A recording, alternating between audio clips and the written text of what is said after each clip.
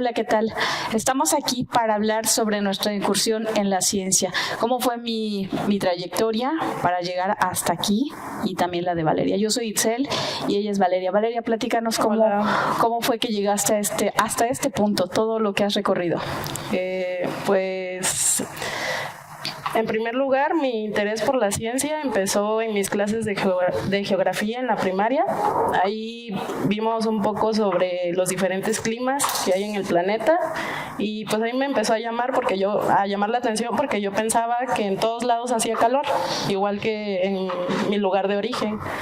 Y ahí me di cuenta que no, y que aparte de que no en todos lados hacía calor, no en todos lados había los mismos animales. Y bueno, posteriormente también vimos una parte acerca de los planetas, de las estrellas y todas esas cosas. Y dije, quiero ser astrónoma. Me interesó mucho. Llegué de esas clases a mi casa, le platiqué muy contenta a mi mamá y unos días después ella me dijo, ¿qué es lo que quieres estudiar cuando vayas a la universidad? Y le dije, no, pues quiero ser astrónoma. Y teníamos una computadora de esas viejitas y ahí nos pusimos a investigar en qué universidad podía estudiar astronomía. No encontramos mucho, pero encontramos la carrera de ciencias atmosféricas aquí en la UB y pues ya desde ese momento fue como de voy a estudiar ciencias atmosféricas en la UB, en Jalapa, y así pasó por muchos años hasta que tiempo después tuve un perrito y lo mordió otro perro grande y pues yo estaba súper asustada y ahí como que nació mi interés más por cuidar de los animales y curarlos. Y cambié y quise ser veterinaria. Pero finalmente era la ciencia también. Sí. Otra área de la ciencia. En mi caso fue pues también a muy corta edad, yo creo que tendría como 6, 7 años, y era el afán de conocer cómo funcionaban todas las cosas. En ese entonces recibí un regalo de un radio pequeñito, pero funcionaba perfectamente bien. Pero no me interesaba tanto el sonido que salía, sino por qué funcionaba así. Entonces yo quería desarmarlo y la idea fue, como era un regalo, mi mamá me dijo, bueno, sí, lo vas a desarmar, pero tiene que volver a funcionar. Entonces su primer paso fue darme un juego de desarmadores y decirme, aquí está, puedes desarmarlo, pero tiene que volver a funcionar. Y la verdad, ahorita que estoy recordando ese instante, creo que me sentí muy feliz, sentí mucha satisfacción al saber que podía yo desarmar y armar algo, y después que sí volvió a funcionar, seguía sonando, pero de ahí empecé con otra carrera a ver todo lo que se movía, todo lo que funcionaba, lo que generaba sonido, imagen, quería desarmarlo. Entonces ahí fue licuadora, nunca me dejaron una televisión, porque mi mamá pensaba que era peligroso, pero siempre quise desarmar televisiones. La cerradura de la casa también siempre la armaba y la desarmaba. Los taladros me encantaban, saber cómo funcionaba todo eso. Entonces creo que ese es el primer acercamiento a la ciencia, y también saber que todo eso es mecánico y que era pues parte de la física.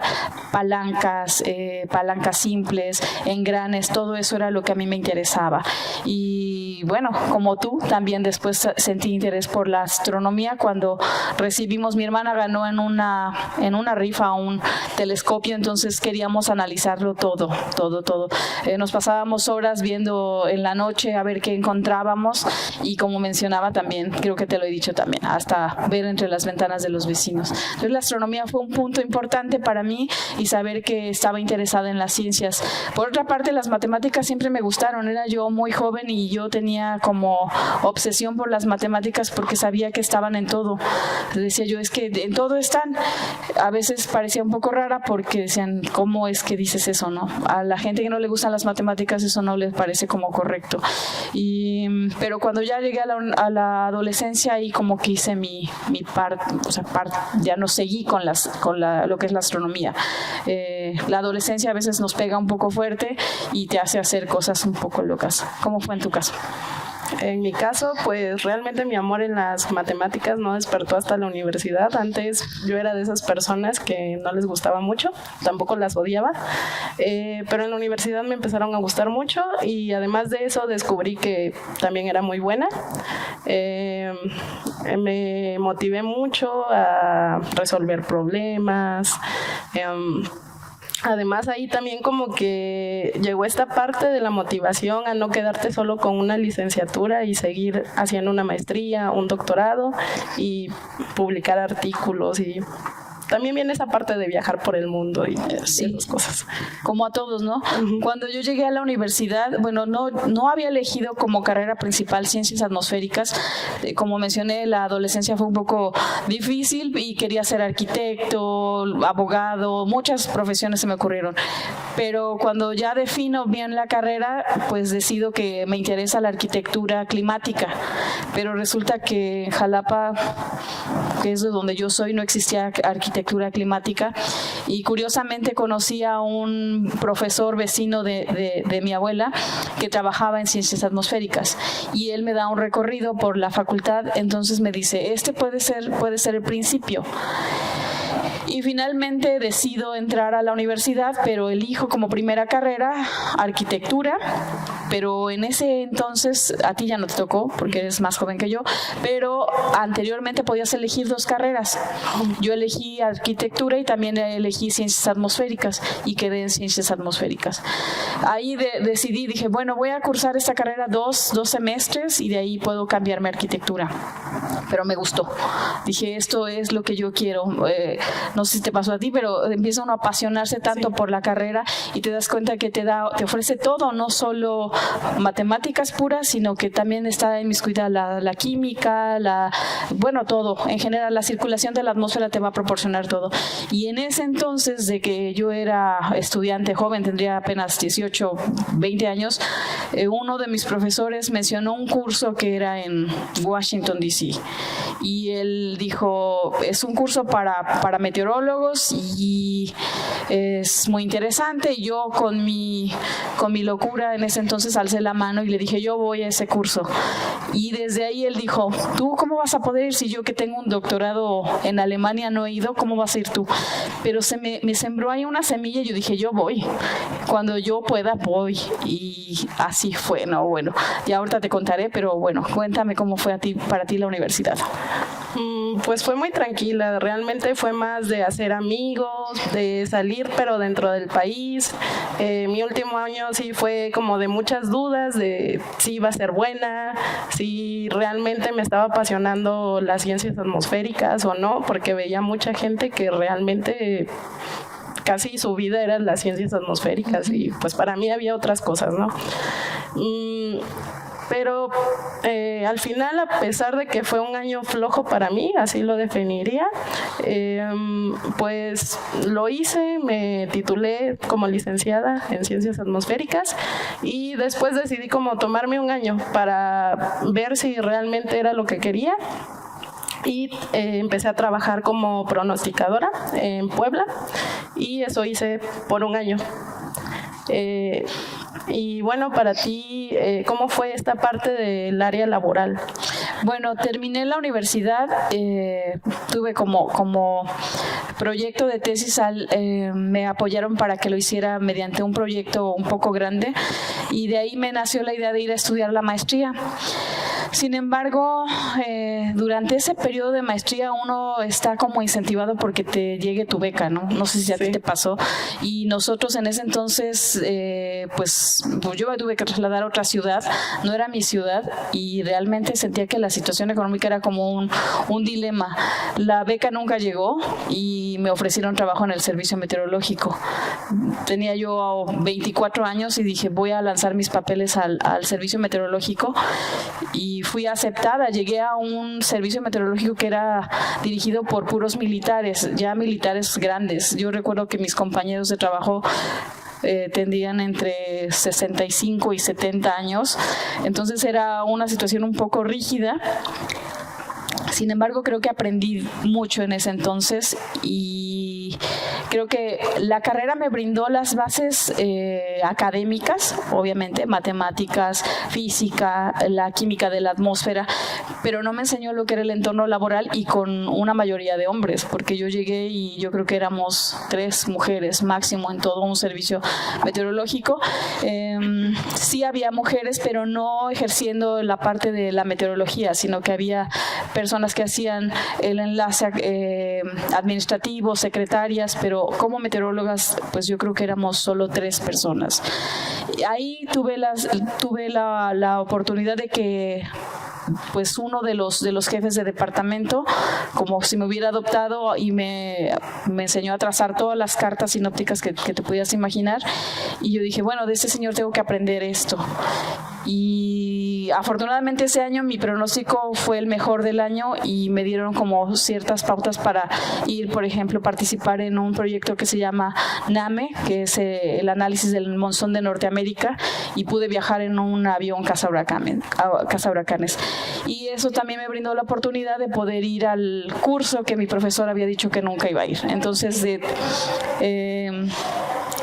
tantas personas fui elegida para ese curso, y pues resulta que ahí me encontré otras cosas que estaban un poco complicadas, porque el instructor decía que las mujeres mexicanas solo íbamos a ligar a los gringos. Entonces era como, y a mí eso no me dolía, pero sí me causaba un poco de molestia, porque si yo, como esta persona que no me conoce, no sabe mi historia, piensa que todas las mexicanas venimos a eso. Finalmente pues le borré esa imagen de las mujeres mexicanas y pudieron seguir yendo más personas. Esa es mi parte laboral. Y que sí intenté también hacer maestría, pero no era mi camino en ese instante. Sí. ¿Y tú para llegar a la maestría? Pues como dices, está la parte en la que esperas a que te llegue una beca, que a veces tarda 4 meses. Yo durante mi año laboral ahorré dinero y ese dinero se me acabó, y fue muy estresante porque justo por esa época me enteré que estaba embarazada. Y pues fueron muchas cosas, porque había gente que me apoyaba, pero había gente que no. Por ejemplo, mi papá, para él es como que las mujeres solo pueden ser mamás y ya. Y sí fue una parte difícil, ¿no? Como que te peleas entre lo que dicen unos y lo que dicen otros, sobre todo porque durante el embarazo como que hay muchas emociones, ya ni sabes luego qué emociones tienes y cuáles no. Y bueno, al final me fui por el camino de terminar mi maestría. Tuve mucho apoyo, mi pareja me apoyó, mi familia materna, todos estaban como de tú puedes. Fue un poco difícil porque ya una vez nació mi bebé, pues los bebés absorben mucho tiempo. Entonces ahí como que fue la parte en la que yo antes decía, ay, no tengo tiempo para nada, pero ahí ya te das cuenta que tenías tiempo para todo. Y pues en ese momento sentí que había desaprovechado todo ese tiempo que sí tenía. Pero bueno, como tuve el apoyo de mi pareja, porque estábamos él, mi bebé y yo solos en Ensenada, no había quien me apoyara cuidando a mi bebé. Logramos acabar las materias en la maestría. Después, cuando empecé a hacer mi tesis, se vino la pandemia. Era estar en casa con una bebé que lloraba mucho y luego no tenía mucho tiempo para dedicarle a mi maestría, pero ahí recibí mucho apoyo de mi asesor. Él como que siempre era muy positivo, me decía, no, tú échale ganas, y pues tomé su positividad para mí y para lograr obtener mi título de maestría. Y pues seguir con ese sueño que creció en la licenciatura, de hacer una maestría y después un doctorado y continuar. Pero bueno, tú también platícame de tu experiencia, porque sé que también eres mamá. Sí, yo tengo 2 hijas, actualmente ya son mujeres, y lo único que mujeres adultas. Tuve una hija en la adolescencia, en la secundaria, justo decía que fue cuando perdí el interés por la astronomía, pero más que el hecho de cuidar a un bebé, hacerte responsable de un bebé, a mí me aterraba que no me permitieran seguir estudiando. O sea, fue lo único que pedí a mi familia, que por favor no me dejaran fuera de la escuela y que no me enviaran a vivir a casa de una persona que casi no conocía. Ese era el terror más grande. Tuve esa fortuna de que mi familia me contuvo, y también yo creo que es la tenacidad que tiene uno, porque dices, tengo que seguir adelante. O sea, no puedo quedarme en casa a lamentarme, ¿no? Terminé la secundaria y el bachillerato antes que muchos de mis compañeros, porque pues tomé una opción de escuela los sábados y la terminé mucho antes.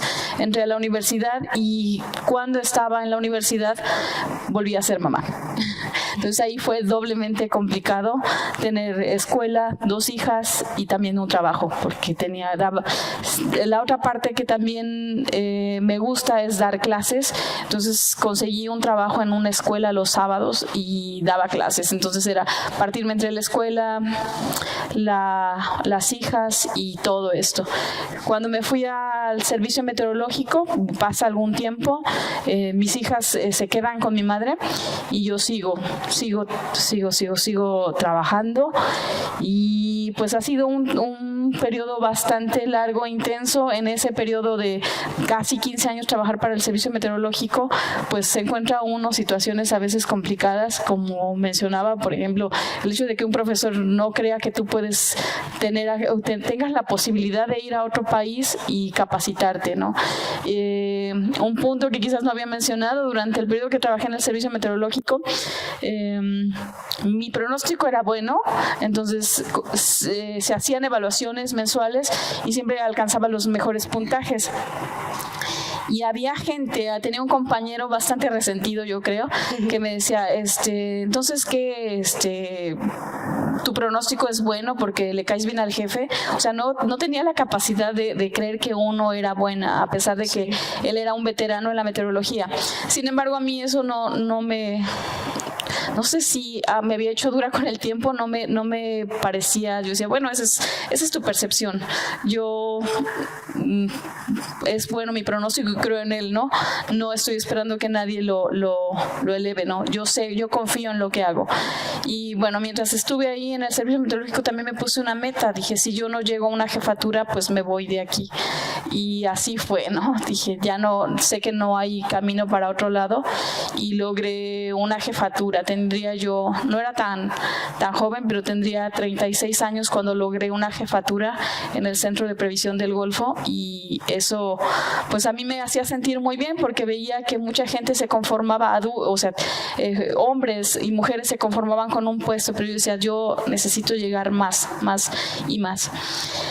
Y después, bueno, me di una pausa de la meteorología también para reconocerme con mis hijas, y me dediqué a la docencia durante 10 años. Entonces, aquí nuevamente estoy recobrando el camino a la meteorología, y me doy cuenta que es como mi pasión. Es lo que más me gusta hacer, ver, analizar la atmósfera, ver cómo se comporta la circulación, seguir un frente frío, seguir un ciclón. Entonces, eso para mí es importante. ¿Y para ti? Pues para mí me gusta la meteorología, sí, pero también me gusta más un poco meterme a los programitas y a la parte de modelación. Creo que a mí en algún punto la meteorología como que tuvo un tope para mí, y por eso también decidí hacer mi maestría. Y pues ahorita estoy en la Secretaría de Protección Civil, también trabajando como meteoróloga, pero en la parte de análisis de datos y de la generación de datos para ustedes. Que finalmente se complementan. Exacto. Entonces trabajamos en conjunto, ella desde la parte de la modelación, y entonces mi labor es aterrizar lo que Valeria genera con toda la modelación, programación. Entonces es como un trabajo en equipo.